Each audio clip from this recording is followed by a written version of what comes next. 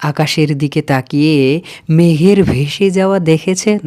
আপনার মনের চিন্তাগুলোও ঠিক ওই মেঘেরই মতো।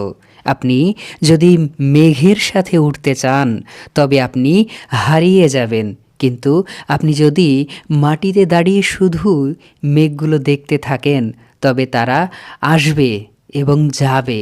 নেতিবাচক চিন্তা বা দুশ্চিন্তা যখন মনে আসে তখন তাদের সাথে তর্কে জড়াবেন না বা তাদের সত্য বলে মেনে নেবেন না।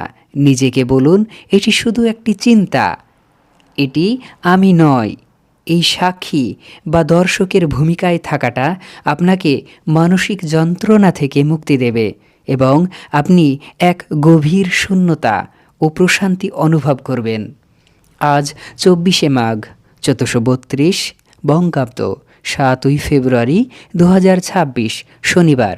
দিনটি সৌন্দর্য ও ভালোবাসার সূচনার, ভ্যালেন্টাইন্স ডের সপ্তাহ শুরু, রোজ ডে বা গোলাপ দিবসের মাধ্যমে, যেখানে একটি ফুল হাজারো না বলা কথা প্রকাশ করে।